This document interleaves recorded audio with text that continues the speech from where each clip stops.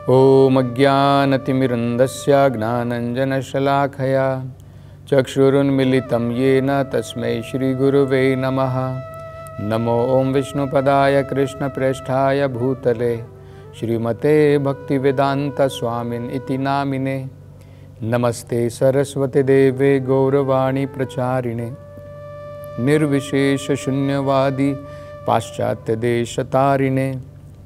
जय श्री कृष्ण चैतन्य प्रभु नित्यानंद श्री अद्वैत गदाधर श्रीवासदि गौर भक्तवृंद। हरे कृष्णा कृष्ण कृष्णा हरे हरे, हरे राम राम राम हरे हरे। हरे कृष्णा। तो पिछली कथा में हम चर्चा कर रहे थे कि भगवान विष्णु स्वयं अपने कमल मुख से कुछ बड़े महत्वपूर्ण संदेश जो हैं पृथु महाराज को सुना रहे हैं। तो भगवान ने देखा था कि पृथु महाराज महात्मा हैं, पृथु महाराज बड़े जिम्मेदार राजा हैं, ज्ञान में वर्धन है, मतलब ज्ञान से भरे हैं, लेकिन फिर भी अनेकों प्रकार के यज्ञ कर रहे हैं। ठीक है, राजा होने की भांति उनको वो अनेकों प्रकार के यज्ञ करने की ज़रूरत थी, लेकिन अपने आत्म साक्षात्कार के लिए उन्हें वो जो है कर्म कांड के यज्ञ करने की कोई ज़रूरत नहीं थी। तो लेकिन फिर भी वो लगे हुए हैं, स्पर्धा करने में लगे हैं कि मैं 100 यज्ञ करूँगा। और इंद्र देवता जो है वो यज्ञ करने में 99 होने के बाद में 100वां यज्ञ करने में अनेकों प्रकार की बाधा डाल रहा है। तो दोनों अपने अपने जो है उसमें डटे हुए हैं, जिन्होंने अपना अपना जो है जो लिया है कि मैं ये करूँगा उसमें लगे हुए हैं। इंद्र देवता वो नहीं छोड़ रहे हैं अपनी जिद कि मैं 100 यज्ञ पृथु महाराज को करने दूं, और पृथु महाराज भी जो है जो उन्होंने निश्चय किया है कि मैं 100 यज्ञ करूंगा वो भी नहीं छोड़ रहे थे। लेकिन बाद में ब्रह्मा जी के आने के पश्चात में जब उन्होंने समझाया तो पृथु महाराज ने तुरंत जो है यज्ञ बंद कर दिए। और अब भगवान भी जो है ब्रह्मा जी के संदेश देने के पश्चात भगवान स्वयं जो है कृपा करके पृथु महाराज को अनेकों महत्वपूर्ण निर्देश दे रहे हैं। तो अब आगे भगवान जो है एक और बड़ा सुंदर श्लोक कहते हैं, और वो भी संस्कृत में है, तो उसको भी हम थोड़ा समझने का प्रयास करेंगे। तो जैसे हम चर्चा कर रहे थे कि जैसे भगवद गीता के श्लोक अत्यंत महत्वपूर्ण हैं, इसी प्रकार से भगवान के मुख से निकले हुए ये सुंदर संदेश जो हैं अत्यंत महत्वपूर्ण है। तो कहते हैं अतः कायम इमं विद्वान। कायम का मतलब होता है ये शरीर। इमं विद्वान, जो विद्वान व्यक्ति है, जो ज्ञान से भरा हुआ व्यक्ति है। इमं अतः कायम, इस काया, इस शरीर के बारे में उसका क्या विचार है। तो मतलब 2 प्रकार के विचार हो गए।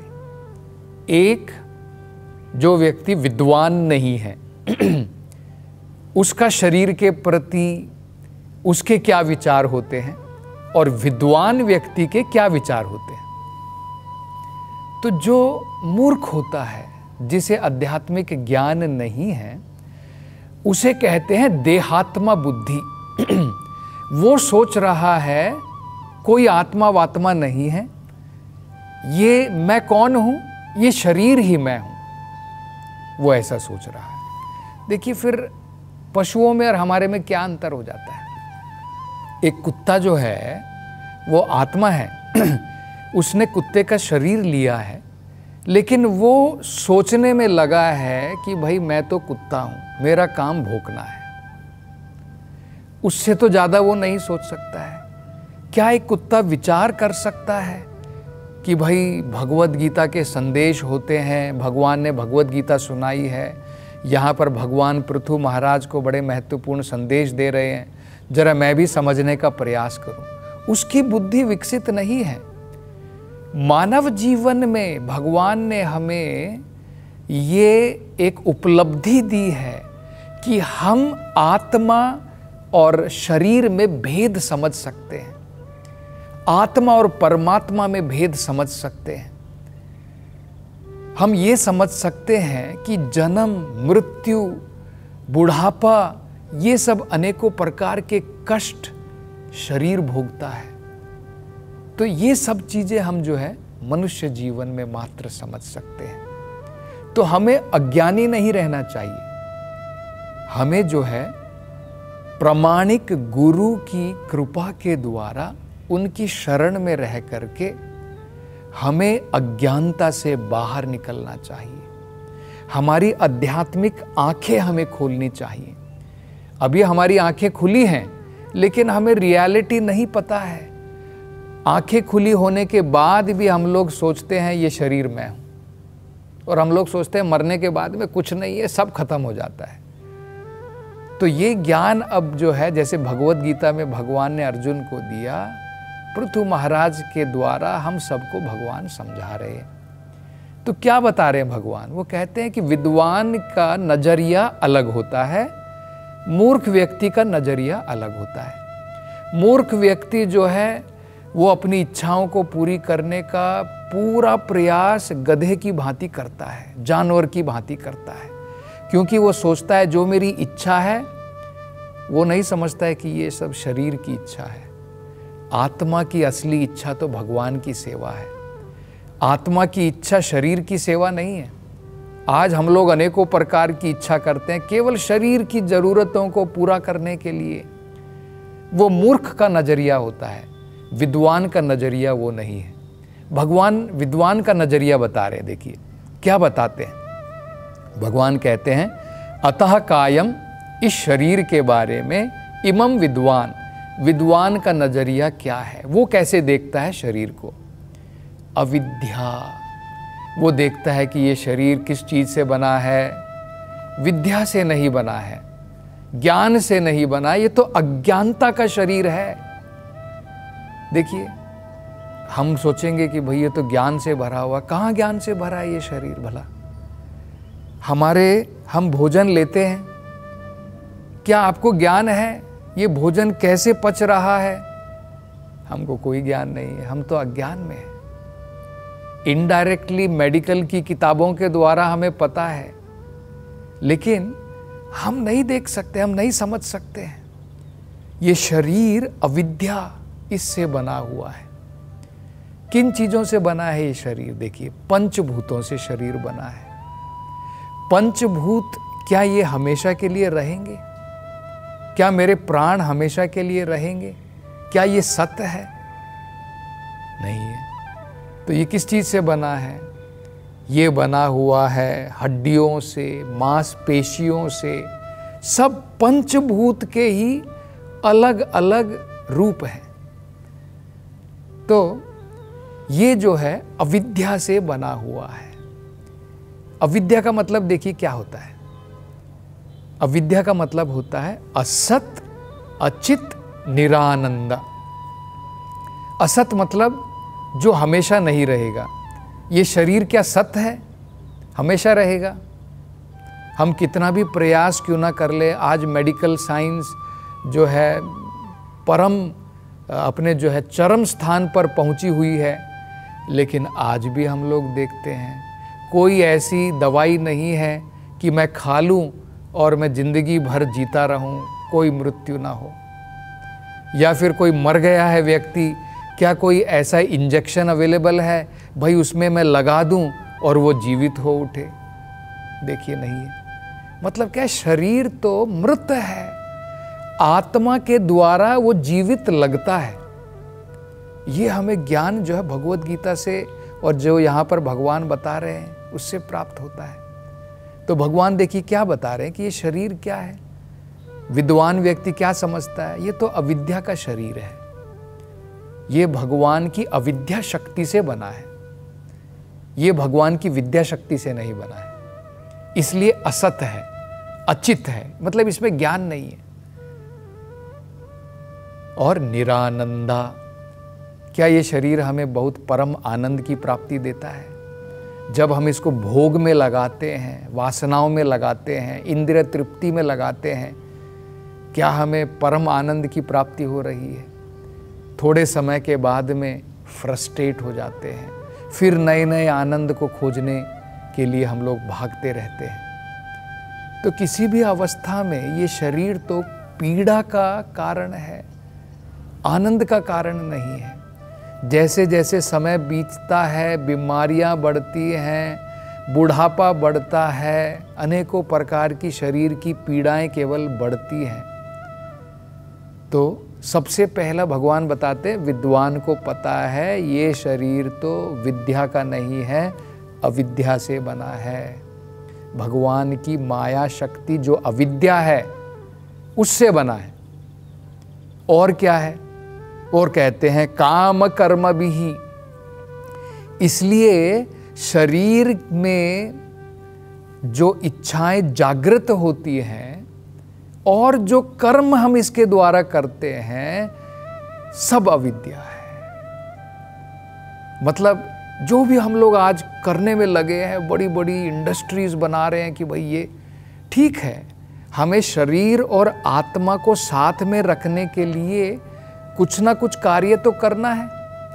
लेकिन अगर हम उसी में मग्न हो जाएं कि भाई सब कुछ शरीर है, जैसे उदाहरण ले लीजिए, भाई देखिए ये वस्त्र है, मैंने धारण किए हुए, क्या मैं सारा जीवन वस्त्रों की जो है उसके लिए लगा देता हूँ कि भाई मुझे वस्त्र की देख रेख करनी है, इसी के बारे में सारा दिन सोचता रहूँ? ऐसा तो नहीं। ठीक है, वस्त्रों को जो ज़रूरत है उसको मुझे इस्त्री करना है, आयरन करना है, उसको उसका मैल मुझे निकालना है, धोना है, उससे ज़्यादा थोड़ी हम लोग कर्म करेंगे। इसी प्रकार से अगर हमारी ये समझ में आ जाए कि भाई ये शरीर क्या है, ये तो एक वस्त्र है, तो मैं क्यों इस वस्त्र के पीछे इतना लगा हुआ हूँ? सारा जीवन मैंने वस्त्र के पीछे ही लगा दिया है। आप कहीं पर भी जाइए, सब जगह पर जो इंडस्ट्री से लेकर के, दुकानों से लेकर के, सब कुछ केवल शरीर के लिए, और उसके अंदर में हम लोग वृद्धि करने में लगे हुए हैं। तो भाई जो जरूरतें हैं वो तो चाहिए, लेकिन क्या उसके पीछे हम लोग पागल हो जाएं कि भाई केवल मुझे शरीर की ज़रूरतों के लिए ही एडवांसमेंट करना है? आज की जो मॉडर्न सिविलाइजेशन, जो आधुनिक सभ्यता है, केवल इसके पीछे भागने में लगी है कि भाई शरीर के अलग अलग अंगों के लिए इतनी सारी इंडस्ट्री है। एक दांत से लेकर के, नाखून से लेकर के, शरीर के सभी अंगों के लिए आपको सब प्रकार की दुकानें मिल जाएंगी। तो ये भगवान बता रहे हैं, असत शरीर के पीछे मूर्ख लोग जो हैं वो पागल होते हैं। विद्वान व्यक्ति जानता है शरीर भी अविद्या का बना है, इसमें से जो काम वासनाएं निकल रही हैं, जो डिजायर हैं, जो इच्छाएं हम लोग पूरी करना चाहते हैं, सब अविद्या की है। इसी प्रकार से कर्म भी ही, जो इसके द्वारा हम कर्म करते हैं, अनेकों शरीर का जो है उसकी इच्छा पूरी करने के लिए जो भी कर्म करते हैं, सब अविद्या है, भगवान बता रहे हैं। तो आगे कहते हैं, आरब्धा, ये सब जो है माया के द्वारा रचित है। आरब्धा का मतलब है रचित है। इति नैव अस्मिन, ये समझने के पश्चात कि ये शरीर और शरीर की इच्छाएं और शरीर के कर्म, तीन चीजें, एक तो अविद्या से बना हुआ शरीर, दूसरा इस शरीर की इच्छाएं, और इस शरीर के लिए कर्म। भगवान कहते आरब्धा, ये सब माया के द्वारा रचित है। इसलिए ये जानने के पश्चात नेव, कभी भी नहीं, अस्मिन, इस शरीर के प्रति, प्रतिबुद्धो, जो व्यक्ति विद्वान है, जिसे ज्ञान है, बुद्ध का मतलब होता है जो एनलाइटेंड है, जिसे ज्ञान है, तो ज्ञानवान व्यक्ति अनुसज्जते इस शरीर के प्रति आसक्त नहीं होता है। तो मतलब उसकी शरीर के प्रति रति नहीं है, आसक्ति नहीं है, केवल कर्तव्य करता है कि भाई आत्मा और शरीर को साथ में रखना है, मुझे खाना है, थोड़ी देर आराम भी करना है, शरीर की जो है उसको थोड़ा तंदुरुस्त भी रखना है। तो जो शरीर और आत्मा को साथ में रखने के लिए जो भी करना है वो करता है, लेकिन इसके पीछे पागल नहीं है कि भाई मेरी जिंदगी केवल शरीर के लिए बनी है और इसकी इच्छा करने के लिए, इसकी इच्छा पूरी करने के लिए बनी है, शरीर के लिए ही सभी प्रकार के मैं कर्म करूंगा। इसके पीछे जो है ज्ञानवान व्यक्ति पागल नहीं है। ये एक उदाहरण जो है, बड़ा सुंदर उदाहरण महात्माओं के द्वारा दिया जाता है, जिसे हम समझ सकते हैं आसानी के साथ में। वो कहते हैं कि एक बार एक व्यक्ति जो है पानी में डूब रहा था, तो एक दूसरे व्यक्ति ने छलांग लगाई और बड़ी मेहनत करके जो है उस व्यक्ति के वस्त्रों को बाहर लेकर के आया। वो व्यक्ति तो डूब गया। अब भला क्या फायदा हो गया? व्यक्ति तो डूब गया, उसके वस्त्रों को बचा करके ले आया। तो आज हम लोग यही करने में लगे हैं। आत्मा तो डूब रही है, जो व्यक्ति है वो तो आत्मा है, ये शरीर तो वस्त्र है, इस शरीर को बचाने का प्रयास कर रहे हैं। तो कितना सुंदर ज्ञान जो है भगवान यहाँ पर पृथु महाराज को दे रहे हैं। तो और आगे जो है भगवान अब क्या बताएंगे, इसकी चर्चा हम अगली कथाओं में करेंगे। हरे कृष्णा।